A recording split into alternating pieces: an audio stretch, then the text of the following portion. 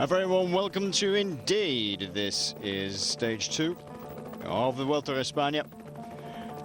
We're out on the road. It's running from Granada to Jaén. Yesterday it was this man here, Pipo Pezzotto, who took the gold jersey as his Liquigas team dominated the team time trial. A very tricky little course, fast, very technical, very slippery. The Andalucía squad coming a right cropper early on, and everybody else taking it pretty easy. Throwing caution to the wind though were Liquigas, and they managed to perform brilliantly to take the victory at 8 minutes and 21 seconds ahead of Euskaltel Euskadi. Everything was a little bit upside down. You wouldn't have expected Euskaltel to come in second, but they did, just dropping the one man. It was Pezzotto who took the jersey, coming out from behind Daniele Benati, as you can see, to come over the line first. And he said he'd shave off his moustache once he'd won a stage, should I say, after the Tour de France, and that is exactly what he is doing today. Second goes to Agnoli. And Euskaltel being led home by Igor Anton.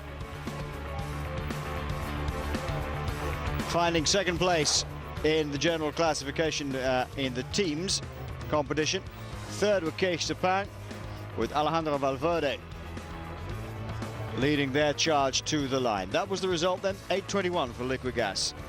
Euskaltel at just 8 seconds back, Kees de Pang at 9, Quickstep at 10, and CSC, who had hitherto recorded the fastest team time trial in the Vuelta, coming in fourth spot. This is where we are today then, from the Majesty of Alhambra in Granada, running all the way up to Jaén today, up into Andalucía.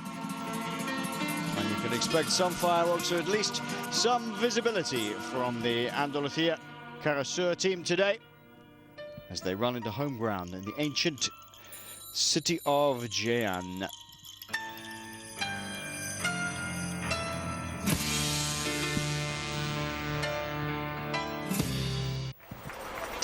Here you are with live pictures then. This is a breakaway of 4 men on the Vuelta España. Welcome everybody to this final Grand Tour of the year. I know many of you were waiting yesterday for live pictures of the team time trial. Unfortunately, the timetables changed on site here on the Vuelta España. The start times changing for the riders, and that threw our programming out. That is why we went with a recorded program later in the evening. I know for those of you watching in British Eurosport, it was at some unearthly time of the morning this morning. Our apologies for that. Very little we could do about that, but I hope you caught up with the news. Liquigas taking the victory, 8 minutes and 21 seconds ahead of Euskaltel Euskadi and Kees de Pang. Good spectacle for all the crowds who turned out for the Vuelta España team time trial. It was a really good little course for crowds. Anyway, quite tricky, very, very difficult to stay upright if you were just pushing it too hard. But now we're out on the road, and the Vuelta means for real. 1935 was the first edition of the Vuelta España, started by Pujol in support of his own Spanish newspaper. But really wasn't the same sort of battles as there were between rival papers of the Tour de France and the Giro d'Italia. Starting quite a bit later than the other two Grand Tours, and has always suffered, or for many, many years, suffered a sort of inferiority complex because of that. But it is one of the 3 Grand Tours and has its own majesty, quite different from the Giro and the Tour de France. 1935, as I say, was the first edition. Started by Pujol, and taking his inspiration from an ex-cyclist called Clemente Lopez Doriga, who had been involved in racing back in the 1920s and 1930s. He'd raced all the way across Spain, but he was thinking there really should be a national tour of Spain, and his infectious enthusiasm, that is Doriga, managed to convince people that, yeah, maybe we should. In 1935, the first edition won by Gustave Delors, the Belgian, who then retained it for the second year. Incidentally, the second year of the Vuelta was the longest ever Vuelta España. This year we're doing some 1,000 kilometers less. We'll bring you up with all the stats and all the interesting stuff a little later on. Let's bring you up to date with exactly what's happening today. Well, there are 4 men out ahead. Jesus Rosendo of Andalucía Carasur, Igor Martinez of Euskaltel-Euskadi, Cyril Lemoyne of Crédit Agricole, and Mikhail Ignatiev of Tinkoff Credit Systems. There they are on your screen. They have a gap of about 3 minutes and 10 seconds. It's yo-yoing backwards and forwards. It has been out to about 4.5 minutes. They're not really letting them get away. We've had one categorized climb today. It was, if you are following the official parcours for today, it was meant to be the Alto de las Encebras at 45 kilometers, a third category climb, but that was taken out of the route and replaced by the Alto de Huelma at 84 kilometers. They've only just gone over that, by the way. Still a third category climb, but the 4 guys have gone away over the top of that. Rosendo, Lemoyne, Ignatiev and Martinez in that order. 6, 4, 2 and 1 are the points being given. And it's the only climb of the day. So Jesus Rosendo will take over the climber's jersey at the end of today and be the first man to wear the King of the Mountains jersey in the Vuelta España. The jersey, a sort of cerise pink colour, and Carasur will take it home with them today into their home country of Andalusia.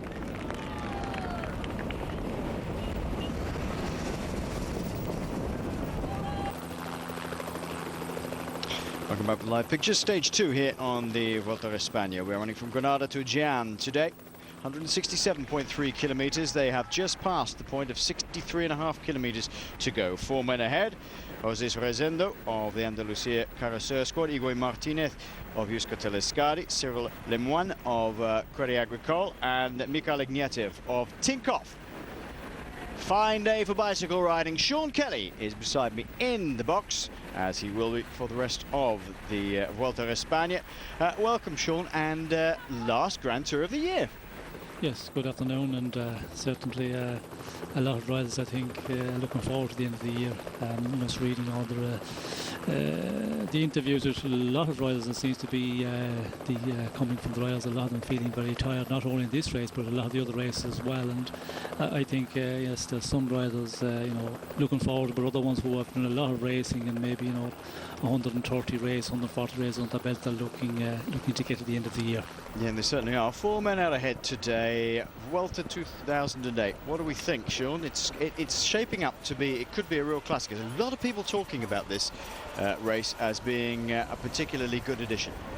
Yes, certainly it should be an interesting one, but it all depends on the big favourites, what way they work out, and of course I suppose all the focus on Sastre after winning the Tour de France, and he's talking, he's not sure if he's in the best of shape because he hasn't really had any great tests, but a lot of races, appearance race, I suppose he'll do quite a few of them, a lot of demand on him, and he said he felt well yesterday, but it was only 7 kilometres, so I think we have to wait for a number of days, and that's normally the case if you come out of a big tour, and as a winner, of course, we had the Olympic road race on top of that, but also the appearance that Sastre made. These are great teams after tour. He made a number of them.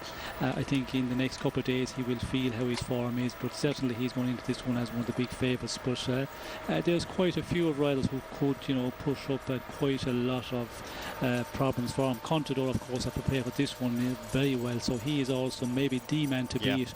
But Sastre, I think, after he's win the tour, if he feels he's not, suffering from fatigue, I think he will be, oozing with morale after his tour victory. Yeah, I think he will, Sastre, and an interesting future may be lying ahead for Carlos Sastre. He's not on the sort of tail end of his career, but he's certainly now got to the peak. I mean, how much further can you go? He won the Tour de France, and new horizons may be opening up for him in the future. Of all the other big favourites, we've mentioned Alberto Contador.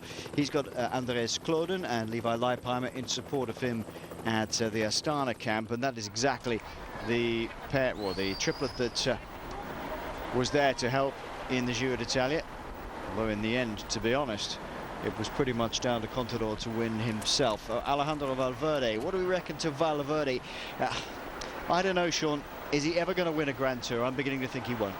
Well, it's if you look at the pointers and the past number of years, I think was a favourite certainly a number of years ago, and that's starting the question mark is lying over him now, over his head. This year, the Tour of France, he really prepared well for it, and doing very little racing the earlier part of the season. But the question is, does he need more racing? And that's something, a trial and error situation. I think for Valverde, the Tour didn't work out this year, and if he performs well in this Tour and is really good in the end, well then we will definitely see him changing his preparation for the Tour of France next year. But I think it's a wait and see situation in this one. I'm doubtful also. I'd agree with you that it's going to be difficult for him to win a big Tour. I think in his mind he's always worried about the off day, which he's had many times in the Tour of France and in the Tour of Spain. So it's a difficult one for him to get over. But if he gets over that barrier once again and he performs exceptionally well in this race and could go on to win it, well then he comes back immediately to be a Tour favourite and a big Tour contender for many years. Yeah. Yes, indeed. There's Paolo Bettini going through your shot, wearing the World Champions rainbow jersey, which of course we will be seeing pass to somebody else, I would imagine, at the end of the year as we go. It could do. You never know. Although it's a shocked look by Sean there. Do not leave the Italians hear you saying that. Well, it is Italy, I guess, yeah. So we're in Varese in a month's time for the World Road Championships. But here we are at the Vuelta. 1935 the Vuelta started. And it's been a fixture on and off ever since. It has suffered through a civil war. And then, of course, a world war, even though Spain was supposedly a neutral country. It was pretty much a pariah state in Western Europe after the war, so it really has suffered all the way through until the 1980s, I guess, when it started to pick up. Sean, of course, a winner of the Vuelta a España back in 1988. 3 minutes and 5 is the gap with 4 men there. Let's just go back to that 1988, and congratulations on the anniversary, by the way, Sean, for that win in the Vuelta a España. It is the Grand Tour that you won. Your memories of the Vuelta, do you have any particular memories of that year? Well, of course, yes. When you win your a big national tour, you have memories, and certainly, it's never been an easy tour, as all national tours, 3 national tours are, Italy, France, and Spain. But I think the big difference now is, of course, it's moved to the end of season. In my time during my career, it was in the earlier part, end of March, end of April into May, sorry, and so it was certainly a better time. Conditions maybe not as warm as you would get now, although the past number of years I don't think we've been seeing or getting that really warm conditions and that you would be getting in September, maybe 10 or 15 years ago. So I'm not sure. I think the organisers are a little bit disappointed that this the date was moved and they were shuffled about a bit, because I think they still feel that they would have get a better feel in the earlier part of the year. But again, they've been doing well, and a lot of the favourites not coming. But if you had it in the beginning of the season, I think it would be the same situation, because some of the other favourites, the big Tour favourites or the national Tour contenders, would be going for the Tour of Italy a little bit later. So I think it balances out.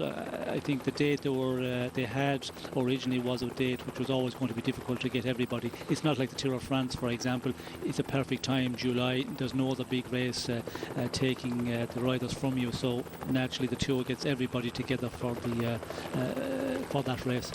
Well, the Tour, of course, has sort of pride of place in the middle of the year, but as you say, Sean, certainly when you were riding the Vuelta, it was before the Giro d'Italia, so late spring. And only a week or so in some cases. In fact, in the early days, it was only a couple of days before the end, from the end of the Vuelta to the beginning of the Giro d'Italia. So they really struggled early on in the history of the Vuelta to get people to come and ride it, because everybody was preparing. The big riders like Gino Bartali, for example, at that period, they were all going off to Italy, or they were all staying in Italy, and not riding the Vuelta a España. They did get 18 foreigners on the very first Vuelta a España. and they've always had a very international field here. They've either given a lot of money or they've made the parcours suitable for various riders. Jacques Anquetil, for example, is going to have a big when he came to ride here, they put in very long time trials because that suited him. So they've always had a very international field here, unlike the Italians, for example, who were largely just Italians up until very, very, very recently. So it's an interesting tour. It has a very interesting history and has always been very international, but it struggled wherever in the calendar you've had it. It struggled before the Giro d'Italia, and it struggled afterwards as well. Didn't change until 1995, from the beginning of the year to the end of the year, but it struggles now because some people go off to prepare for the World Championships. Yes, and of course, some come here for the World Championships and prepare and do their 2 week of racing and then leave the event. That's something we've seen over the past years, and other riders prepare with different events. But of course, as you said, I think the original date they had in the earlier part of the year to move into September. It was always going to be difficult, whichever date they had got, and where the Tour of France is a perfect situation. July, nothing else really against them to take any riders at all. So it was always going to be difficult. But certainly, when you look at the past winners of this race over the past 30-40 years, well, it's it's an impressive list of riders, and not, as you said, only Spanish riders. There's a lot of nationalities in there.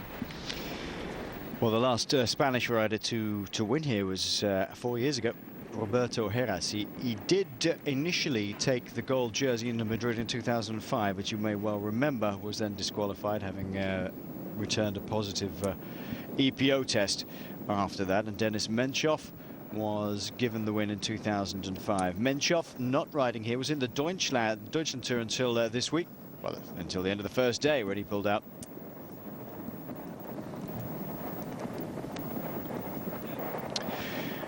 The last 4 years then being dominated by wins from outside of Spain, and before that there was Heras, Gonzalez, Casero, and then Heras again in 2000. The last non-Spaniard to win before that was at the turn of the century, really just before the turn of the century, Jan Ullrich in 1999. Incidentally, that's the year that they introduced a gold jersey, and before that they had a yellow one. It has been black in its past. I think it's been white with a red cross. It's been all sorts of colours.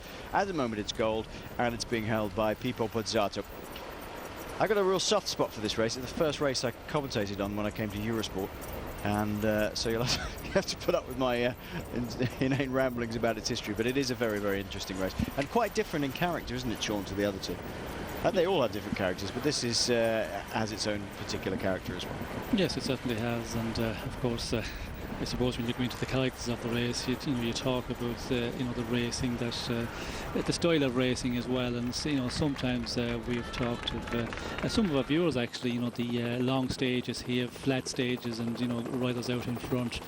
Sometimes it can be a difficult one on long days and not a lot happening, but it's been interesting. I think if you look back over the past number of years, it's certainly right down to the last number of days. The overall victory hasn't been decided, and that is very important in a stage race, that it's certainly not all tied up with a week to go.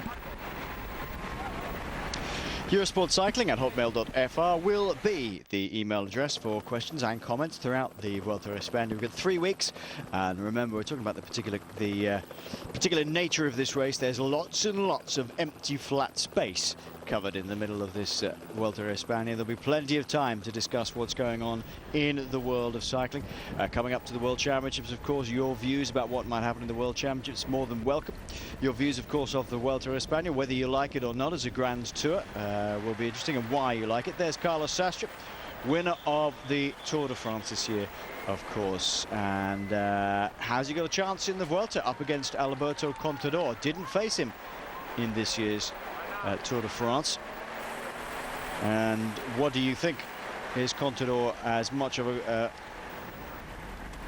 great rider as people say he is? I think he stands alone personally as a Tour rider at the moment in the peloton. That's not doing down Carlos. I like Carlos a lot, and he really deserves his victory and everything he's done over the last few years. He's incredibly consistent, but Can he hold off the might of Alberto Contador? Contador is being trumpeted as the favourite, Sean, and if he does win, of course, he will be the only man in the peloton to have won all 3 Grand Tours.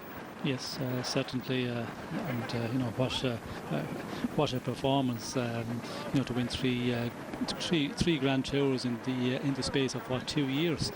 So it's it's going to be an interesting one. I suppose with Contador we have to look at you know, he hasn't ridden the Tour of France, hasn't had any big races, a big tour in the last number of months, and will that take effect? Where Sastre, of course, he has the Tour of France under his belt, and it can work that with the Tour of France for Sastre, maybe he will be better in the end of this race, and Contador might suffer a bit. We see him in the Olympic road race. Actually, Contador, I was expecting him to be, you know, more in the final, but he seemed to run out of power in the end, in the last hour of racing.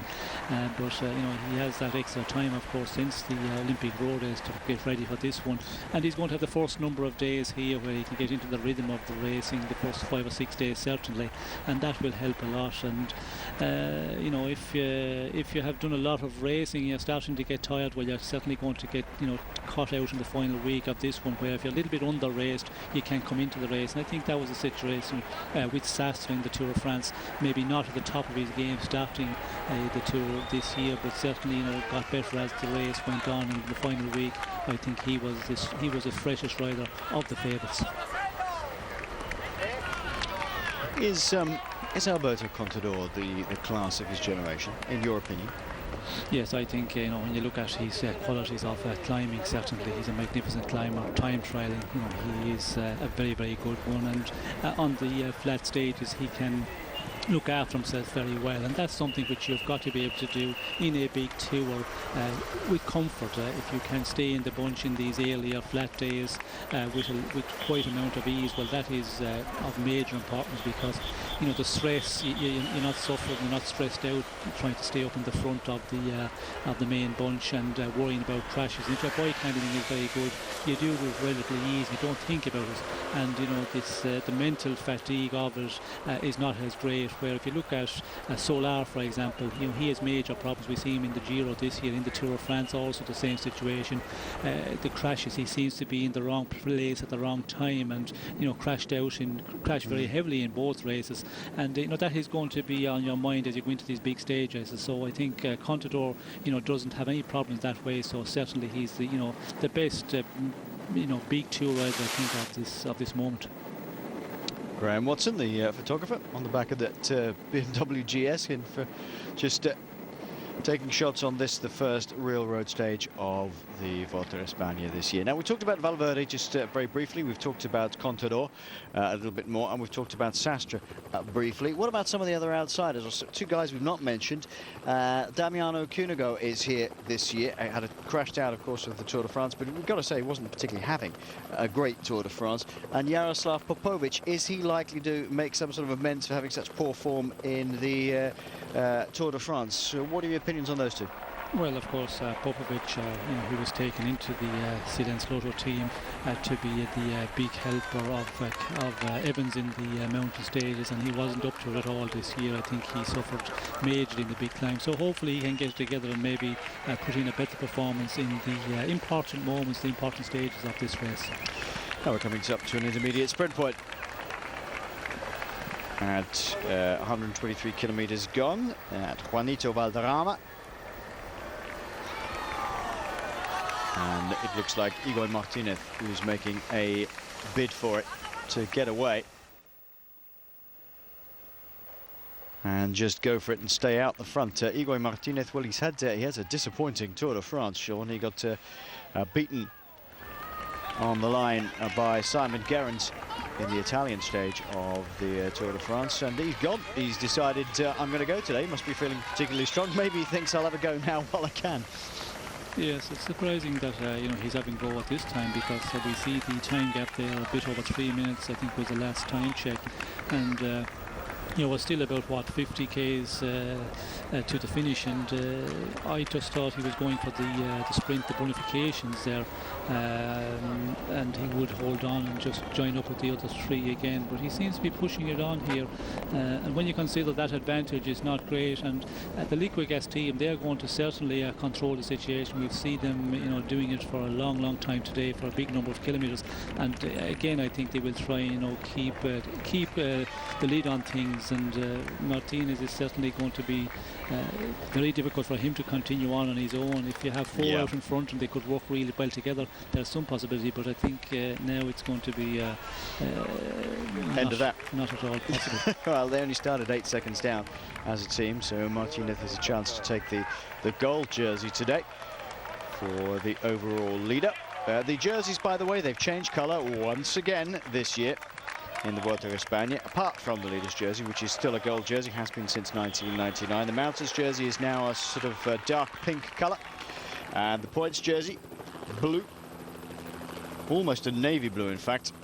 And there's a combined competition here in the Vuelta España as well. That is a white jersey. The combined competition, just like they used to have in the Tour de France, where you are sitting best placed in the other three competitions. So best in general, mountains and points, takes the combined jersey, all of which are being held by Pipo Pozzato at the moment, except for the mountains jersey, which now goes on the shoulders of Jesus Rezendo of Andalusia.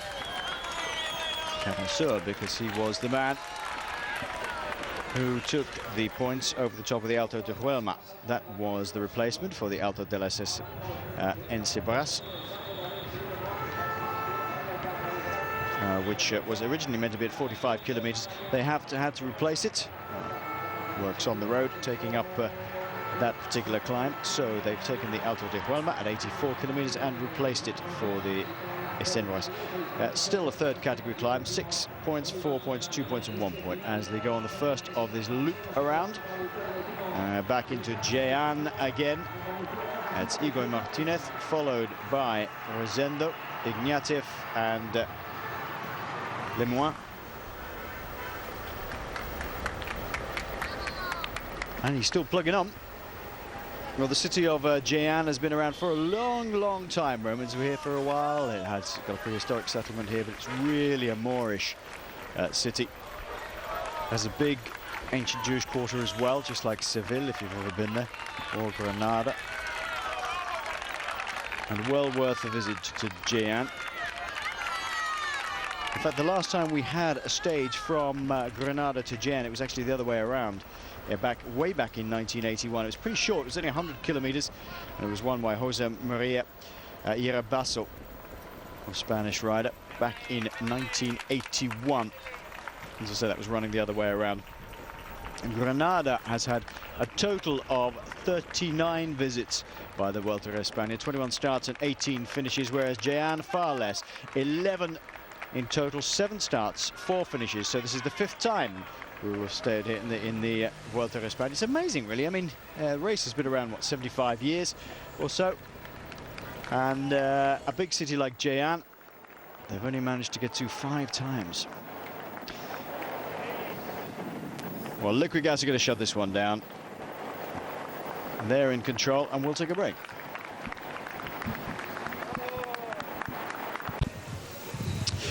Back with live pictures here as the peloton run through Jehan for the first time over the start-finish line. Liquigas at the front. Agnoli is the man in the mountains classification jersey. The red one, the gold jersey on the shoulders of Filippo Pozzato. And the combined jersey on the shoulders of Daniele Banati. So Liquigas wearing a multitude of jerseys today. And it's been a fabulous day for a start of a Vuelta. Really good weather. They love this sort of weather, these guys. Not too hot, not overly hot, but just about right. And the crowds, good crowds out today in Jehan, Sean. It's often the case, isn't it, in the Vuelta a España? You just don't see as many people. Yes, certainly the case, and a lot of the mountain stages sometimes we make that remark where there's not a lot of people compared to the Tour of France, of course, where we get huge turnout. But it's the time of year. I think the importance of the race, certainly, it's not like the Tour of France, but again, Tour of France, July, holiday time, a lot of people from all over Europe on holidays, so that I think helps a lot with the spectators on the side of the road and on the mountains, certainly. And we've seen that in the Vuelta, many of the mountain stages where the turnout of spectators is not anything like in the Tour of France. He's had a wealth of experience, this man, Igor Martinez, formerly riding with Discovery Channel till they finished and went to Euskaltel Escadi, and nipping off to take the intermediate sprint at Juanito Valderrama, and of course taking the bonus seconds as well, and that's probably what he's after, Sean, and he's going to try and stay away till the next bonus sprint, which comes with only about 18.6 kilometers to go, or if you could get nip out again and take some more bonus seconds. Yes, I think that is his objective, and of course going away on his own, what is the reason? I think he's maybe afraid of some of the other riders with him that will go for the sprint if they ride with 4 men together for this the second sprint of the day, where the bonifications are for the taking. He maybe feels that he cannot match the other ones in the sprint, and he seemed to be going alone for a while, but now he's starting to look about, and maybe he's realised that he's not going to get away as easy. He's certainly unsure at this moment, as we can see some of the riders are actually trying to make it back to him here, and so we'll just have to wait and see. It's a one rider that's actually coming across, so it's a better situation if he gets just one rider with him, and where with the 4, if they really go for it and he doesn't take any bonification points, well then he loses maybe the opportunity of taking over the race leader's jersey. Yeah, 26 kilometers to make up the gap, to make up between here and the next bonus sprint, with 18.5 kilometers to go then until the finish. I think it was Rosendo who's trying to come across from Andalusia Carasur. I'm not surprised really, because we are in their home province here in Spain, in Jaén, finishing today. Liquigas quite happy to sit on the front at the moment. Just took plenty of time to shut things down if they really want to, and they will be hoping, I would imagine, to hang on to the gold leader's jersey as well as take a sprint victory today. They've got Daniele Bernati there. Maybe Tom Bonen may have something to say about that. We've talked about the overall classification contenders, Sean. What about the sprinters? I mean, you're an expert on sprinting, expert on sprinters. Who are the big guys? Well, of course, yes, Bonen is the one who is certainly one of the big sprinters here, and we all know, the Tour of France not allowed because of his problems beforehand, not able to take part. So he's, certainly back, and we've seen him in the past number of weeks. I think he's certainly coming into shape, and this will be the real test for him. And I suppose a one where he will see what way he's for the World Championships, because some of those stages here will be a big test for him, and it's a perfect road for Bonen. But you have the Bernati, of course, who is sprinting very well. You have Zabel there also, Napolitano from the Lampre team. So Jeremy Hunt, of course, from Credit Agricole, Duque, who we've seen putting in very good sprints from the Cofidis team, Breschel, who was also quite a good sprinter from the CSC. You have Hedo also, who is a good sprinter, and there's probably some of the ones in the other teams, in the Spanish teams, who will put up a very good sprint if it comes down to a bunch sprint in the next number of days, and today, of course, because they are certainly going to try and get some exposure here. The Galicia team, of course, they're going to be very much up for to get some results out of this event, and certainly in the first number of days, the smaller teams, we always see them trying to get some exposure, some publicity in the first week of the race. And here is Rosendo, who's got across to Igor Martinez. And the two of them now got a little bit of respite on this long descent down out of Jaén. First of all, big long loop. We're going to get round and back. Olive trees everywhere. That is absolutely characteristic of the Vuelta. What else is going on around the world then? Well, we have a little bit of time because it's been a big day of finishing racing today, and starting it, of course, we had the beginning of the Deutschland Tour yesterday. Nice to see Linus Gerdemann back in good form after that horrendous accident at the beginning of the year, winning the stage, which was, funnily enough, the first stage of the Deutschland Tour was the Queen stage. It's quite an interesting way of doing it, really, isn't it? Sticking the big mountain on the very first stage. I'm sure a lot of people didn't relish it, but Linus Gerdemann winning 17 seconds of an advantage over, I think it was Thomas Lukvist, his teammates. Good day for Colombia. Yes, certainly it was, and it was Lundqvist who was second, and throwing in the Queen stage in the first day of the race, it's a little bit of a risky one because, you know, riders maybe, you know, not into the rhythm of racing, and we see yesterday Menchov pulled out of that one, so, you know, certainly he's one who was doing a lot of racing. Of course, he'd done the Giro and the Tour of France this year, and seems to be suffering at this moment, getting to the end of the season, as we talked about it a bit earlier. But I think it's certainly a risk one. You could, you know, if you got a difficult day weather-wise and then you had a difficult terrain, you could lose a lot of riders in the first day. A lot of the riders, you know, need a little bit of more time to get into the rhythm again. So I think the first day of the 2 days of racing, certainly the first day would be, I would advise, and I would, you know, say it would be a more of a safe bet to have an easier day for the opening stage. Well, it didn't work out that way. It was Linus Gerdemann ahead of Thomas Lukvist, his teammates. A double whammy for Team Colombia. Then Yannick Brakovic of Astana, and 33-year-old, I think he is now, Pietro Cauchioli of Crédit Agricole, coming in 57 seconds down. I was watching it yesterday with Jose Rujano leading the charge to try and cut down Linus Gerdemann's lead. Didn't manage it, but it was nice to see Rujano out there as well, all looking for all the world like a small elf, with his ears sticking out the side of his helmet as per usual. So nice to see him out there. And Sean, the Tour of Ireland, which of course you've been intimately involved in with your own team, another good day for Colombia. Yes, well, we just had the results there of the overall. Pinotti has won the overall, and Rabon won the stage, and it was finishing Cork, of course, on the famous Patrick's Hill. I think they had 4 or 5 laps on that today, and certainly a magnificent day for Colombia. Again, they started out so strong with Cavendish, and, you know, untouchable really in the sprints, and when you see Cavendish there just, you know, picking off victories, and when you have a team around him, he always had 3 or 4 riders. He's just unbeatable, and, you know, losing the yellow jersey yesterday, of course, in a difficult stage, but certainly Colombia finishing off magnificently with Pinotti taking the overall victory. It was a shame for your own team, though. I mean, you were just outside.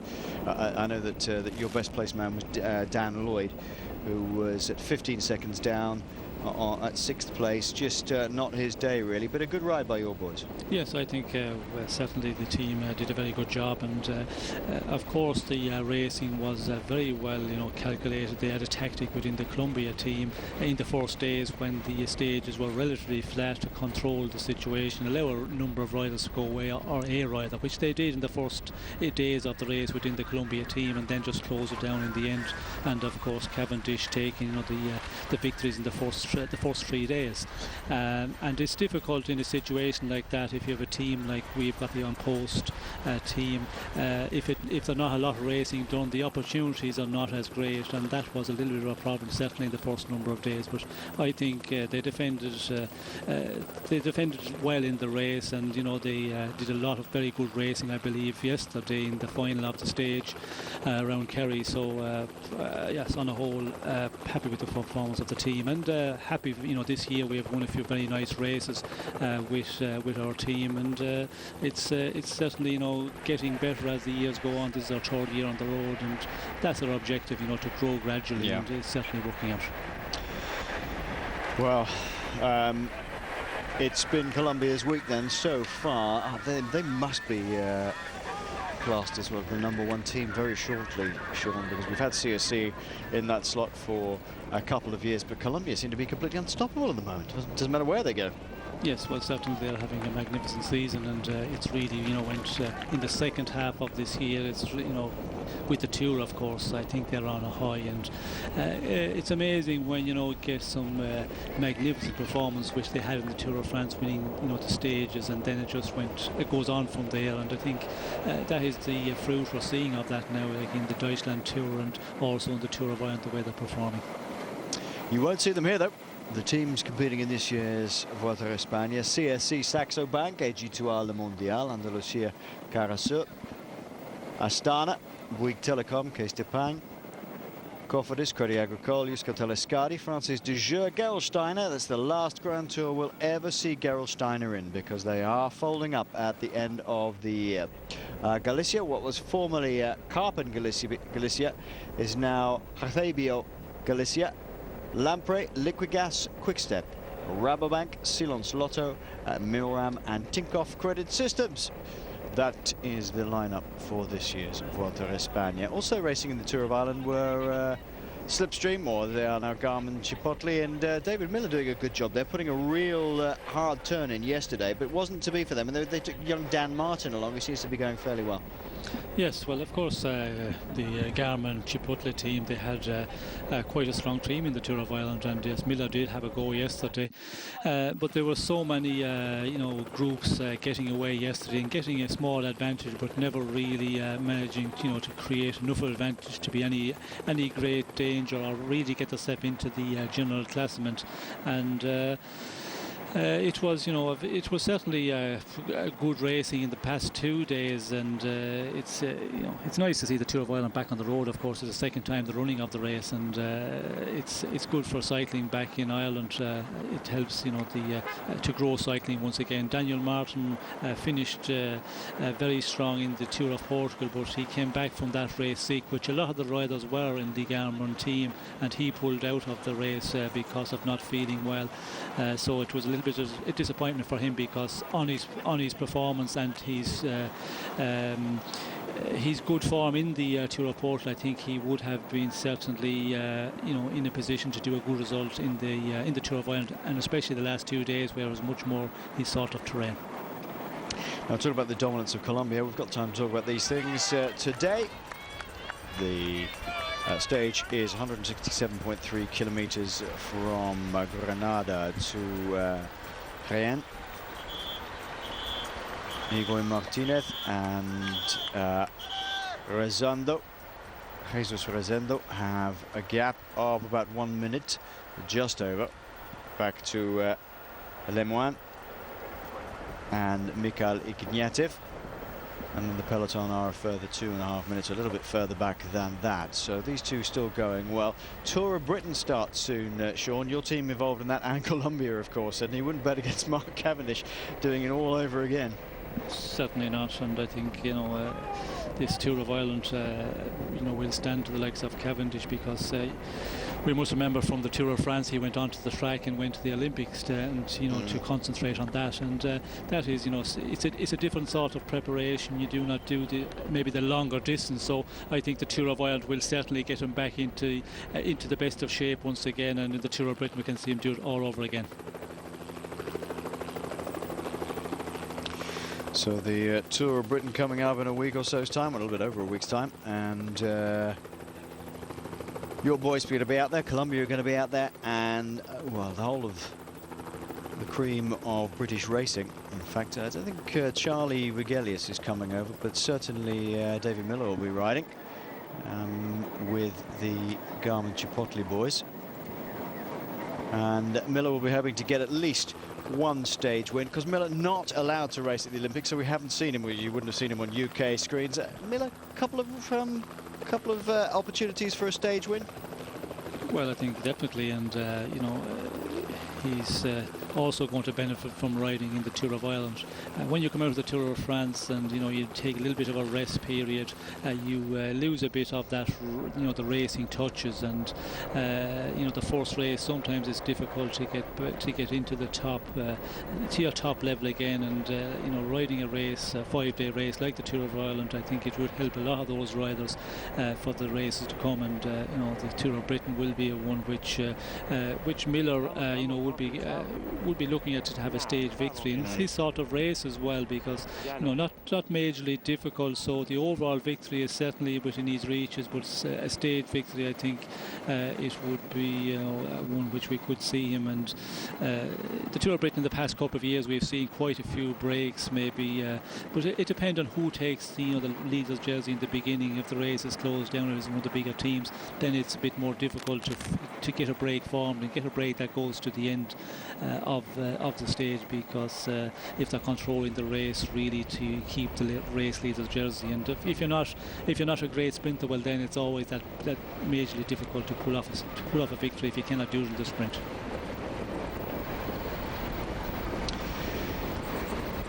Stage 2 then of the Vuelta España here on the road from Granada to Jaén, with 167.3 kilometers to cover. Eurosportcycling@hotmail.fr is the email address. Not taking questions or comments off the message board. It takes a long time to cycle through it, so it's much easier to send emails. Eurosportcycling@hotmail.fr. We'll get round to them when we can, and if they're relevant to the subject, of course, or if they're just interesting in general. Well, these two guys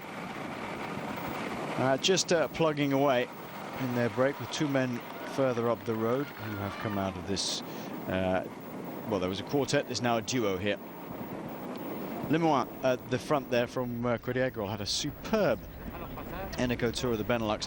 Almost took it on the prologue and hung in there until the one day when he got separated from the front guys in an echelon, and he won't want to get caught out here in the Vuelta España, because this is another race that can break into big echelons, especially through the central plains of Spain, Sean, because again, it can get a lot of crosswind. So Lemoine is not wanting to get caught out this time. No, well, certainly we've seen it in the Tour of Spain, depending on the weather conditions and some of the terrain that the countryside they go through, very open, and there's areas where it is, knowing that it blows a wind. If there's any little bit of wind blowing at all, it can, get very dangerous, and we've seen it.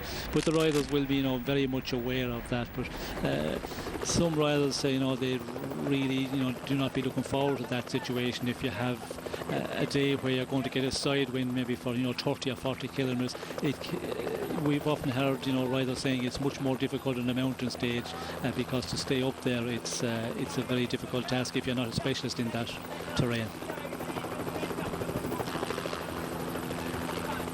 Martinez and Rezando with 1 minute 2 seconds over the duo behind them, Lemoine and Ignatieff.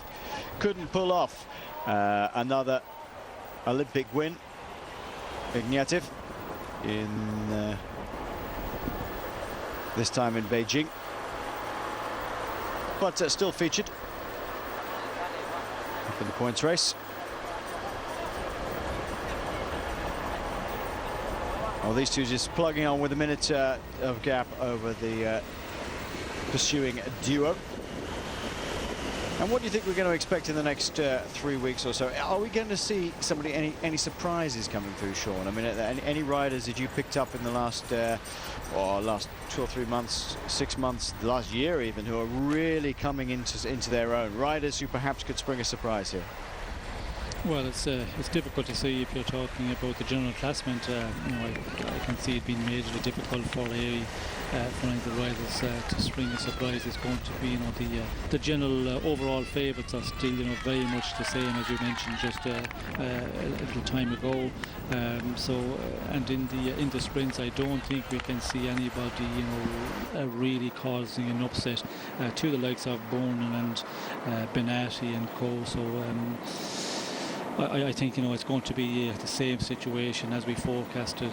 The sprinters, who are the guys being in there over the past number of years, and certainly in the last year and over the last number of months. And in the general classement, it's going to be down to this.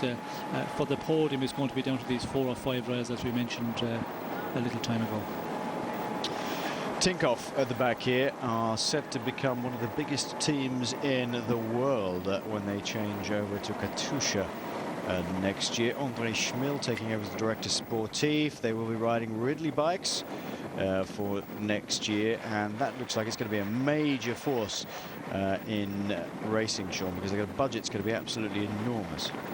Yes, well, we've been hearing about the budget since the Tour of France. There's been the rumours flying about that they've got a very big budget, and I am surprised that we haven't seen more riders going there, because with that sort of budget, they're certainly in a position where they could take on a lot of very strong riders, and for different styles of races. The classic race, I think they're capable of taking on some more better riders, and in the Tour the same situation. So it's a surprise to me that I haven't heard that more riders being announced in the team and more riders signed up. Our apologies for, of course, saying that we were talking about Mark Cavendish getting carried away doing Tour of Britain. Of course, he's doing Tour of Missouri, not Tour of Britain, which I did read and went straight in one ear and out of the other. So our apologies for that. Other bits in the news: Dirk de Mol leaving Quick-Step as director sportif, going to Astana to be with Johan Brunel again. He spent the best part of a decade there, of course, with Johan Brunel. I don't think that's really so much of a surprise. I don't think he's ever been quite happy at Quick-Step. He's never felt as though he's been quite there. He's always been very good as a sort of second or as a lieutenant rather than a leader. Yes, well, I think yeah, it was a surprise, first of all, to see them all leaving Brunel. Yeah, in the first place, yeah. In the first place, and I think it was a good decision, or a well-planned decision, maybe, because he could see it coming that Astana were maybe not going to get to the Tour this year. So that was maybe de Mol's decision to move on for a year. But now, he says that he didn't really fit into the Lotto situation. He never felt that he was getting the best out of himself. Although he said the team was very good, and within the team he had no problems, but still moving back to Astana, it's a surprise to me to see him going to Silence Lotto just for the 1 year. I thought his contract maybe would have been for more than that, but he's certainly on the way back to Astana. Right, let's have a look then at what we can expect over the next few days. Today, running from Granada to Jaén, it is 167.3 kilometers. Just the one categorized climb today. It was meant to be the Alto de las Encebras, which was at 45 kilometers, or just over 45 kilometers, but they had to take that out and they replaced it with the Alto de Huelma, which is at 84 kilometers. Followed by two intermediate sprints, one of which we already had, Juanito Valderrama, which was won by Igor Martinez, and then he's now ploughing on with Jesus Rezendo in tow to La Guardia Jaén for the last sprint of the day, which comes with just 18.6 kilometers to go. That is on another loop, by the way, so we'll see them come through once again. We are in the middle of Andalusia, of course, and then running tomorrow from Jaén to Cordoba. Another great Moorish city. Two sprints and a third category climb towards the end of tomorrow. It's pretty lumpy tomorrow. They head down most of the day, gradually losing height, and then towards the end, with about 40 kilometers to go, it starts to kick up. It's going to be quite difficult tomorrow, I feel. But third category climbs the order of the day, and then starting to get a little bit more of a climbers course on the following day to Porto Llano, which is two third category climbs, two sprints as well, and then moving on towards the end of the week to Toledo. That is what we expect over the next few days. We're going to go through this very, very hot hot flat plains of Spain. We're running straight up the middle of Spain towards Madrid. Toledo, of course, is just south west of Madrid, and then there's a massively long transfer all the way up to Barbastro, right up towards the Basque border. So it's a really, really long transfer from Toledo, but that is the rundown of the next week. So the character of this first week, Sean, very much like we normally see in the second week of the Vuelta a España. These long plains, lots of olive fields, very desiccated, and just great acres of this sort of stuff for the next 4 or 5 days. Yes, well, certainly that's the recipe for the next number of days, and it's going to be the situation where we'll see the sprinters teams allowing a break to get away and not allow him to get out of control and close it down at the end. And as we can see here today, it's the same. It's the same situation. They have allowed those riders to take the advantage, but never a sufficient advantage for them to go to the finish and have a shot at the stage victory. And we can see the last number of kilometres, the quick step riders are appearing to the front.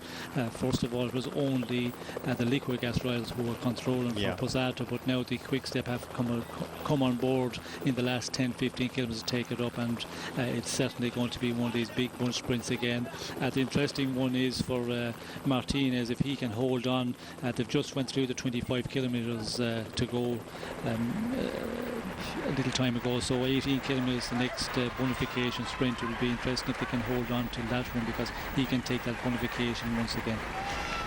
Time trial on stage 5 as well, over 42.5 kilometres. How significant do you think that's going to be in the overall outcome of things, Sean? Because it comes very, very early on. Yes, it is quite early, and it's going to be of major importance for the general classement riders. You cannot afford to lose time on the other big favourites, and certainly if you lose any more than 10-15 seconds, it's always difficult to pull back that time.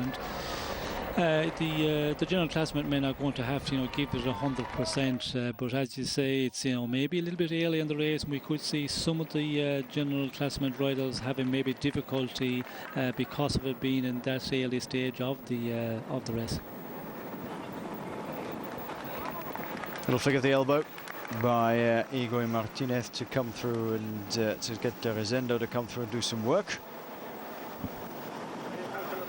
And the two of these guys working fairly well together. It was Martinez who pushed on first of all, taking the first intermediate sprint and the bonus seconds, of course, that went with it. Started the day at only 8 seconds down on the general classification, has clawed 6 of those back already, plus, of course, the gap he's got over the peloton at the moment. He can certainly keep himself up with the big boys in the general classification if he arrives with the sprinters group today, as it's more than likely to come together as a big bunch sprint in the end. Of course, there are bonus seconds at the end as well: 20, 12, 8, 14, 12, 10, 9, 8, so on and so forth. So the winner of the stage gets 20 seconds bonus, and Martinez wants to keep himself up as high as possible.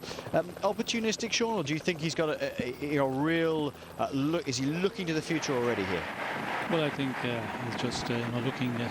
I think Igor Martinez is going to take it day by day, and certainly the situation is in at the moment, getting into this break and just being at that position in the general classement, certainly an opportunity for him to get into the race leader's jersey. And for the Euskaltel team, it would be very important if they could take the race leadership for a day or a number of days.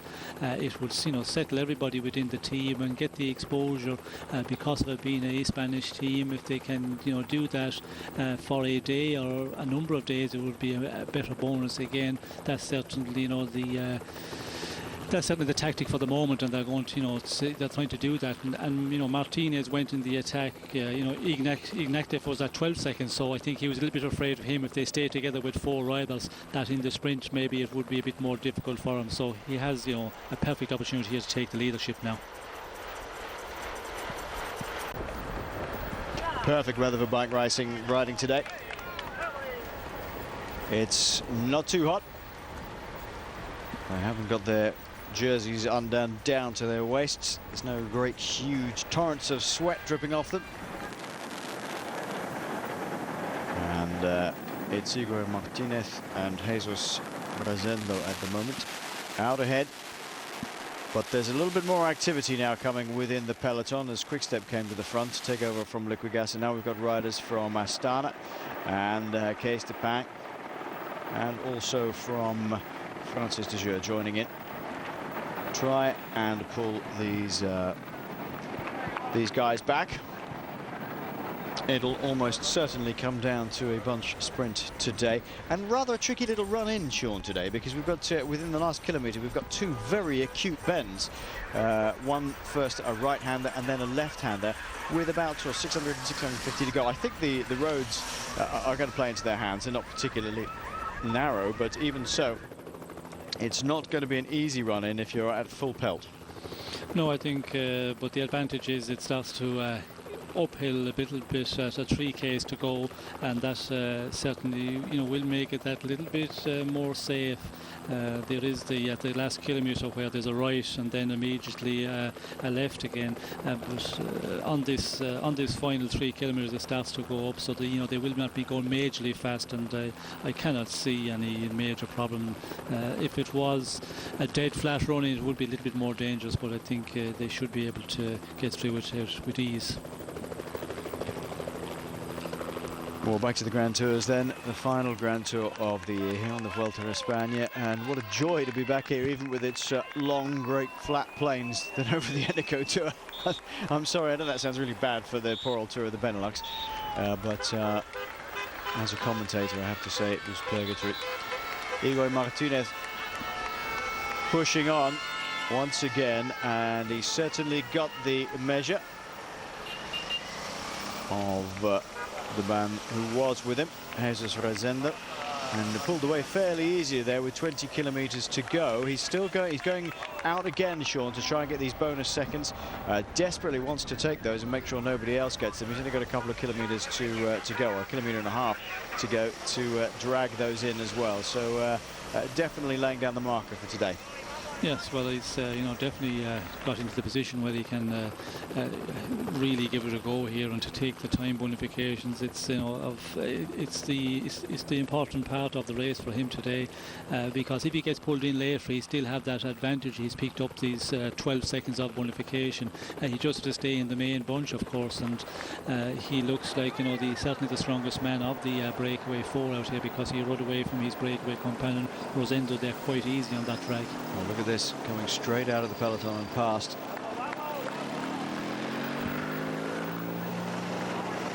This is Luis Pasamontes from Case Japan. Pasamontes was with Unibet for a while, a couple of years ago. And I think it was Pasamontes who was he disqualified or had a problem in one of the Belgian Classics a couple of years ago for nipping under a level crossing, I think, Pasamontes.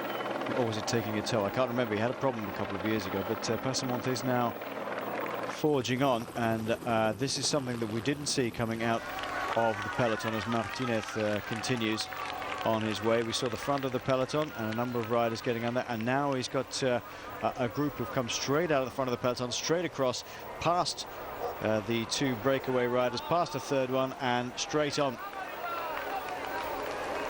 They've got Juan Manuel Garate with them from Quick-Step. And a surprise attack. 1, 2, 3, 4 riders just nipping out. And now Martinez has got some company. Will that help him or will that hinder him? They don't seem to be particularly well organised at the moment. They've got there, now they don't quite know what to do. Yes, they came across very quickly there. Out of the, caught us out, really, didn't they? Yes, they did. Certainly did, and now they have got across to Martinez. Nobody who just wants to take up the pulling. That's Fletcher there. It is. Yeah, it's Fletcher. But we can see the bunch, is just about to close them down, and but it's surprising, they all looked at each other. Nobody wanted to, do the pulling on the front, but I think they realise that it's not going to happen here for them, because they're just going to be taken back by the bunch. A shame for Martinez, because he wanted to go on and take those bonus seconds and points. Well, he still might, of course, if he stays up towards the front, but even so, I think they caught him quicker than he expected as well. Luis Pasamontes doing the damage, and away goes Rabobank, probably Fletcher again, looking over his shoulder. Pasamontes is already in the group, I think. Oh, that looks like Ardila, actually, who's gone away. And the Case Japan rider, I think, is it Zandio? Difficult to tell, sorry. They've come straight up, they've gone past, and if you could tell from that wobbly shot, then you're more than welcome to come and sit here, because that's a bit difficult. But I think it's Ardila is the rider from Rabobank. It looks like his sort of style.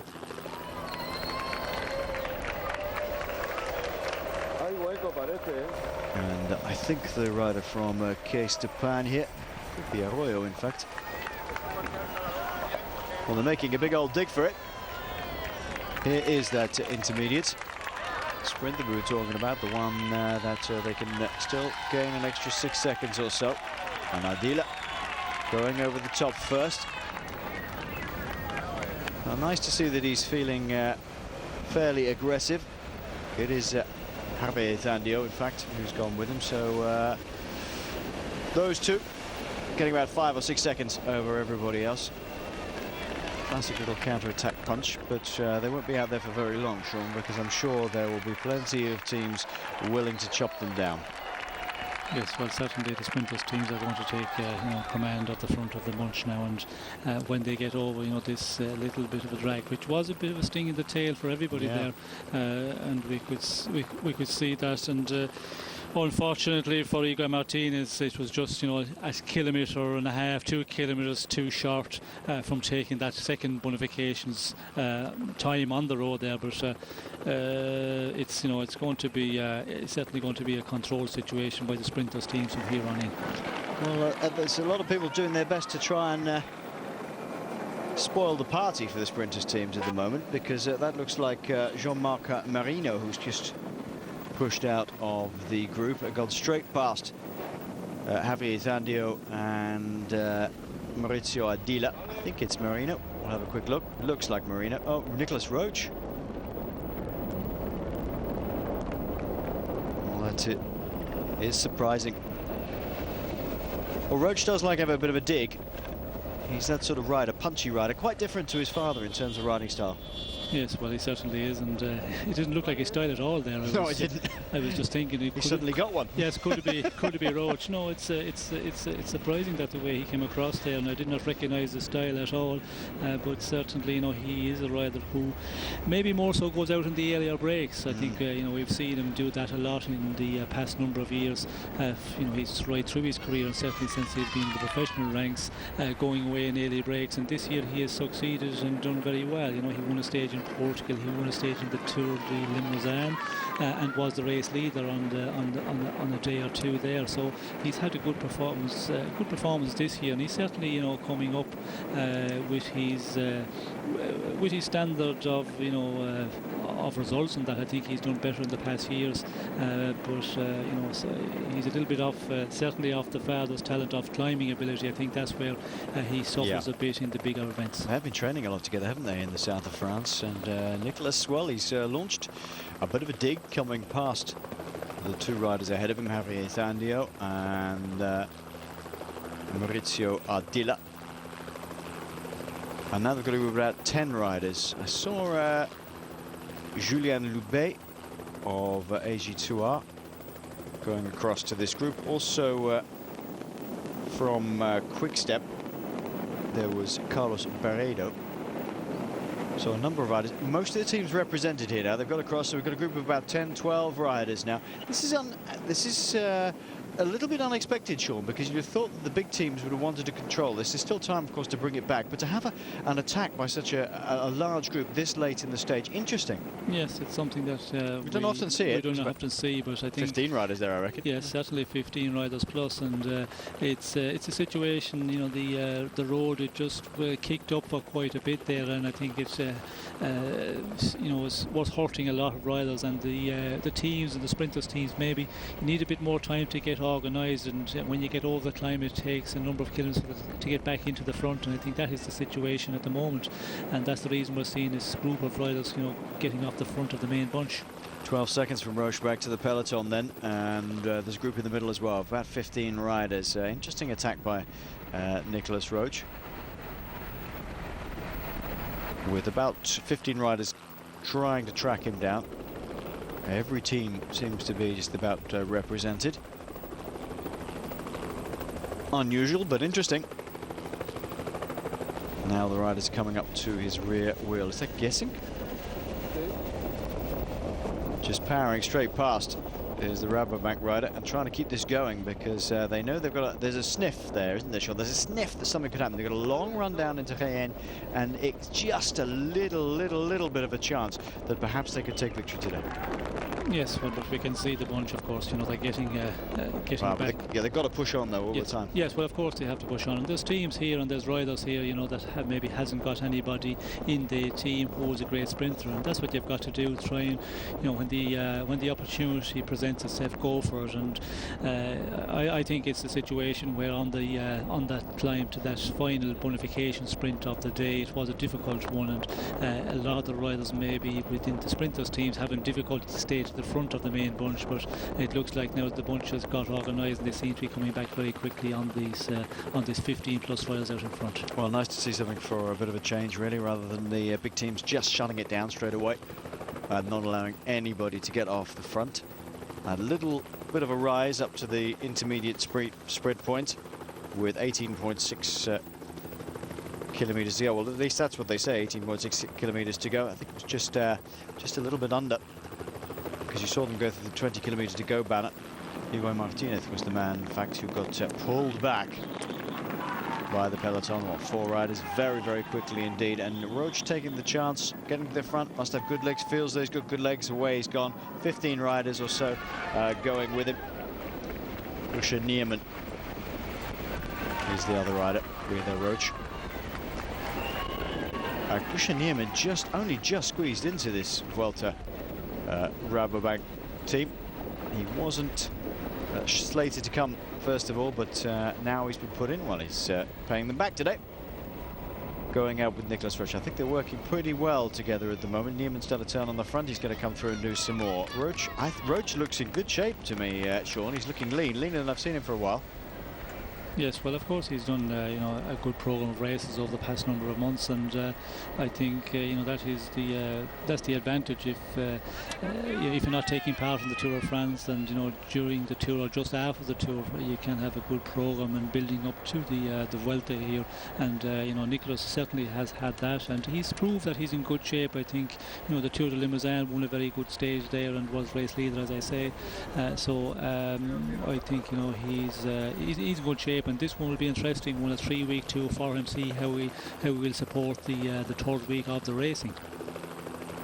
He's taking his chance today. Liquigas still, well, Liquigas now re-established their control on the front. They hold all the jerseys, by the way, as you can see. There's the points jersey in blue.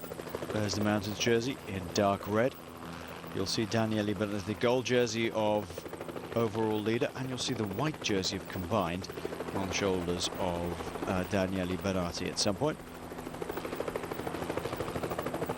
Now they are beginning to reassert their control here.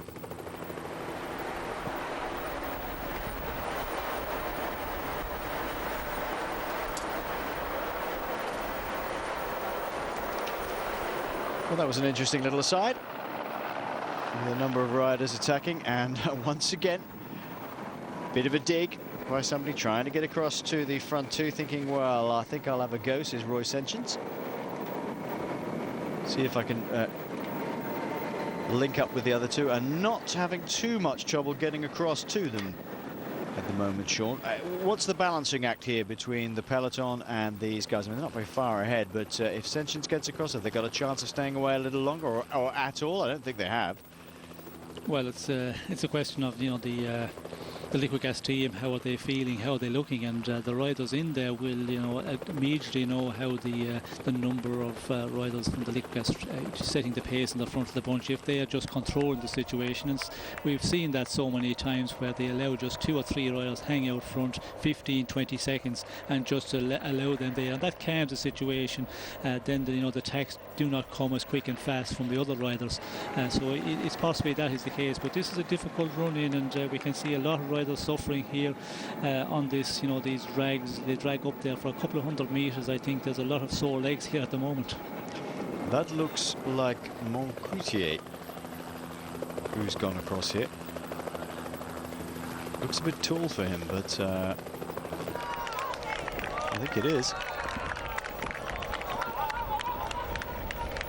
Usha Nierman has decided that he has done enough. And the heat here has been very good when they're rolling along, but I think some of them are beginning to feel it. It's not been too hot, but once again, somebody from Rabobank capable of coming out and getting across to the front. This is an extremely active finish to the stage, Sean, one that we didn't perhaps expect. Where you would think perhaps that somebody would just control it at the front, and one team would control at the front, and we'd end up with a big mass sprint. But they have thrown the cat amongst the pigeons today, and it's Marc Demar who's now trying to go across to Nicolas Roche. And I think it is, I'm sure it is actually Moncoutier who's gone to the front here. We'll be able to tell in a minute, but Nicolas Roche is still looking over his shoulder, still ploughing on. He's had various people for company at one time or another, and Marc Demar is coming up as well to join them. This is an extremely active finish to the stage, much of a surprise. I think. Keep that dog under control, sir. Good, good. Glad to see you got it on a lead. We don't want any more dog troubles in the Grand Tours. Coming up with 10 kilometers to go, still heading upwards, and I think this is what Moncoutier is hoping for. Pushing on, and Nicolas Roche, I would think, is probably having some trouble hanging in there. Here come another group of riders, and this isn't the peloton either. This is another 3 or 4 riders. This is very interesting indeed. Euskaltel, I think there's 2 Euskaltel riders coming from behind. Well, what is happening to Liquid Gas? They were in control. They don't seem to be in control of anything at the moment. Well, it's certainly a more difficult run in here than maybe a lot of the riders would be expecting, and it's certainly, you know, a lot of riders suffering, and for a team to control it, it's you know, a difficult one. These attacks on these short, you know, 300, 400, 500 meter drag, so it's certainly, you know, looking more difficult, I think, for the Liquid Gas team than they would have certainly hoped. But still, the main bunch is not that far off, and sometimes they just allow these guys to go in the attack and just keep on setting a pace, because if you try and match them in the attacks, well, it just kills your team and kills your riders. And just keep on, you know, setting a good pace on the front, and when they go on the attack, they take that 10-15 seconds advantage, but then they have difficulty pulling it out anymore. Well, Roche certainly the one who's quicker through the downhill sections than Moncoutier, who's next to him. We've got Euskaltel, Rabobank, Quick Step, I think, behind. Apologies for not being able to spot them absolutely immediately, but you can see the camera bouncing around on the back of the motorbike. It's almost impossible to tell who's coming up from behind to join these two, as Roche flicks the elbow for Moncoutier to come past and do some more work. Rabobank, Euskaltel definitely in here. You can see them. Here they come. Demar is the man from Rabobank.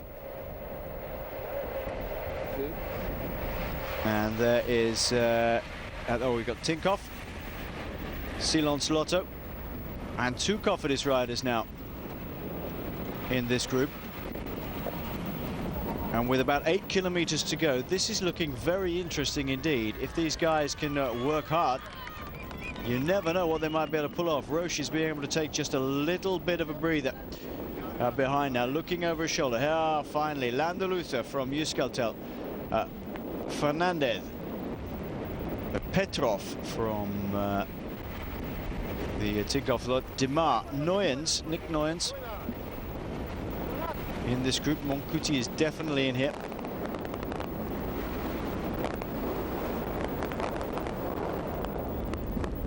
And some riders, you'd have thought, Sean, that it would suit riders who are good on the classics like Noyens, and Pozzato's team would not lose contact with some of these guys on that run up to the top of the hill there. And there's a long run down. I mean, it wasn't a mega climb by any means.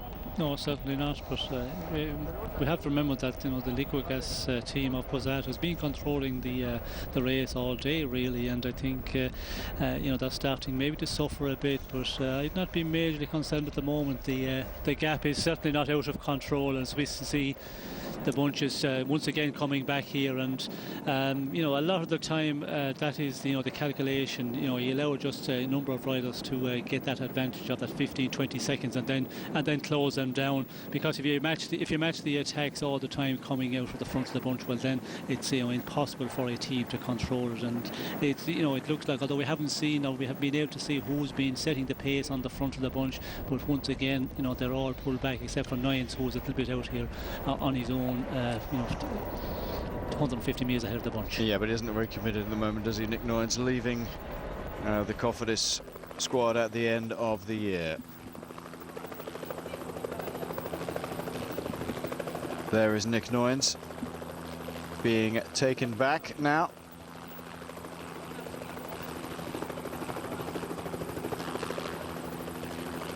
And 3 men now persisting.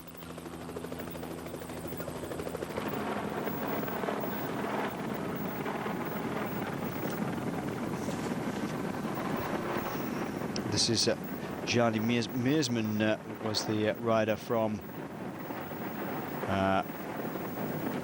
Francis de Jure. Meersman dropping out of the Eneco Tour of the Benelux very, very early on. I'm preparing for this, and he's now gone on the attack here.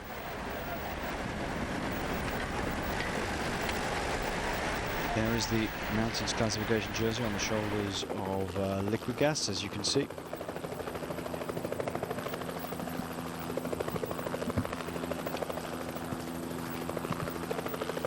Drawing in towards the end of this second stage of the Vuelta España, and the peloton not really allowing anybody to get away now as it flattens out a little bit.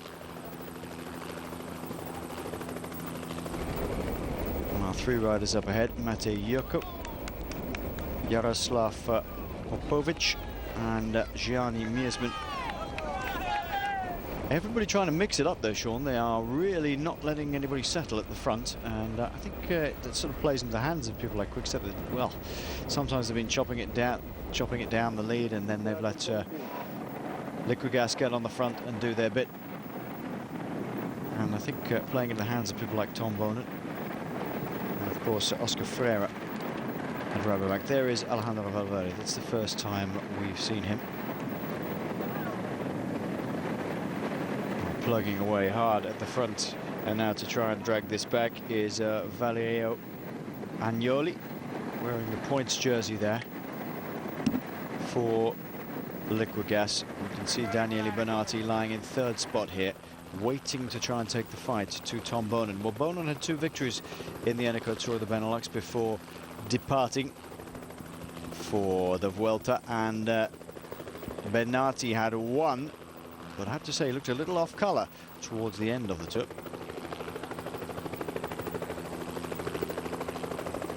Paolo Bettini up towards the front as well. Matej Jurko pushing on. Jaroslav Popovic going through. And 9 seconds now is the gap. That's not insignificant. That's pretty good.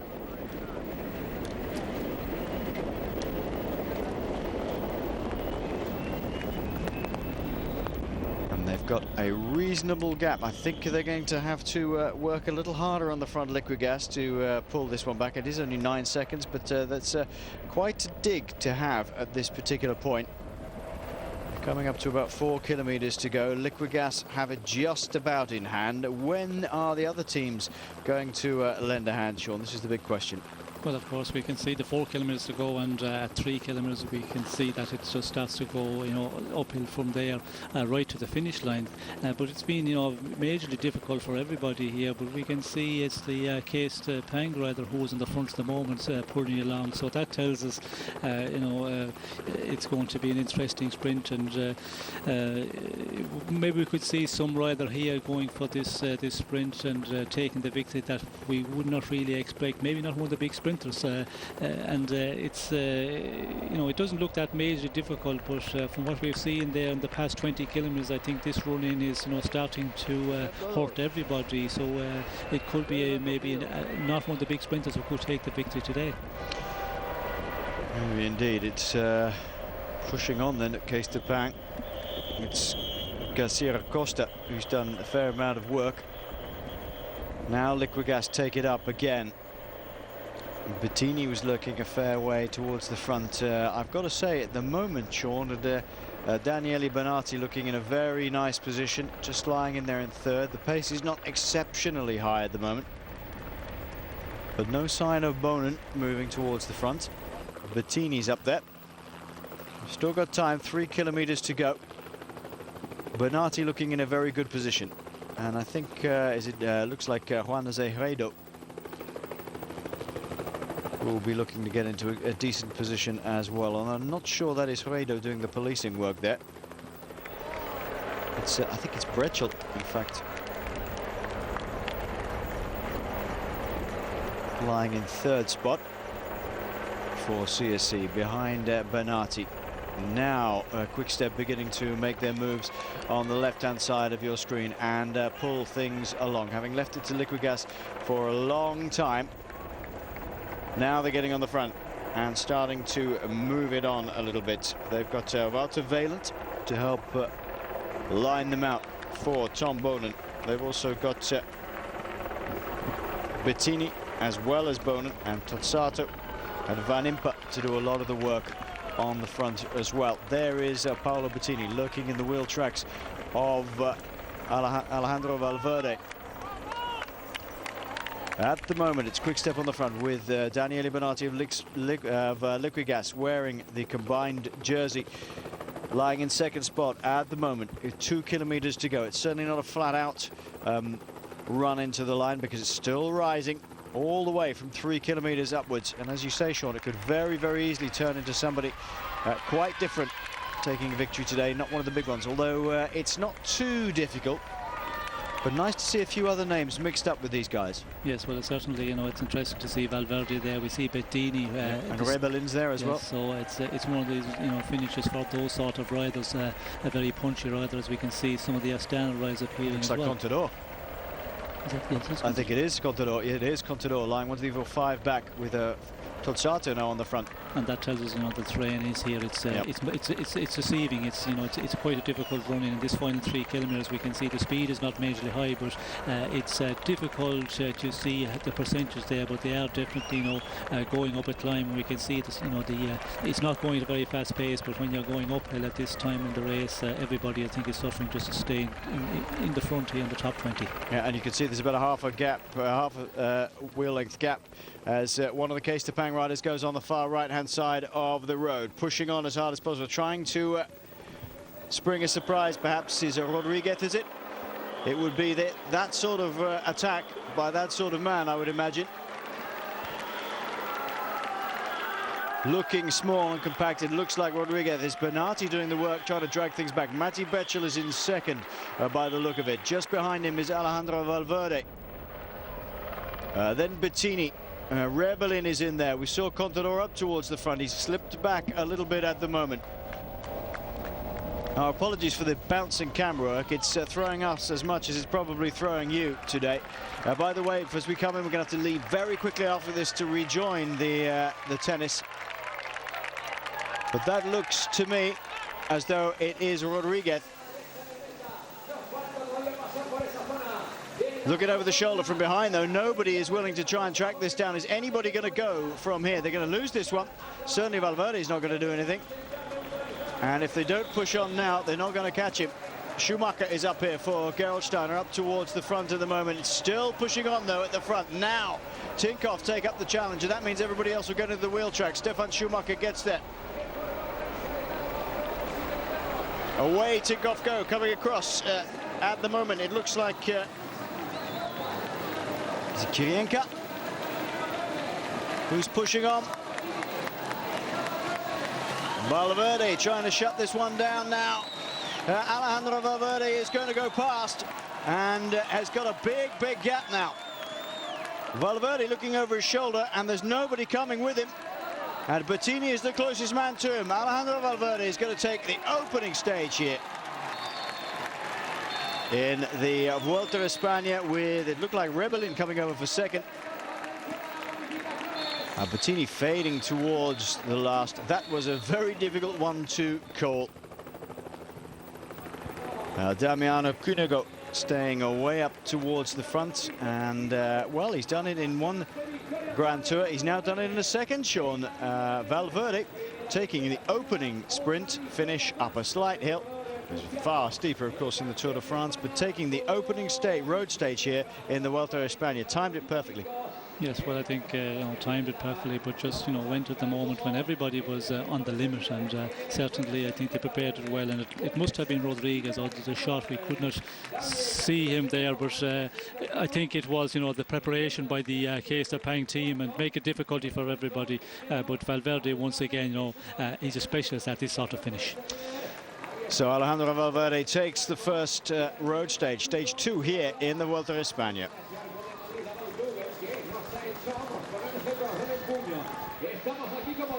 Well, Rodriguez set it up for him, and when everybody else had to track it down, it was Valverde that managed to shut it down. Well, we have to leave now very, very quickly for the US Open Tennis. Join us again tomorrow for stage 3. From Sean and I, bye for now.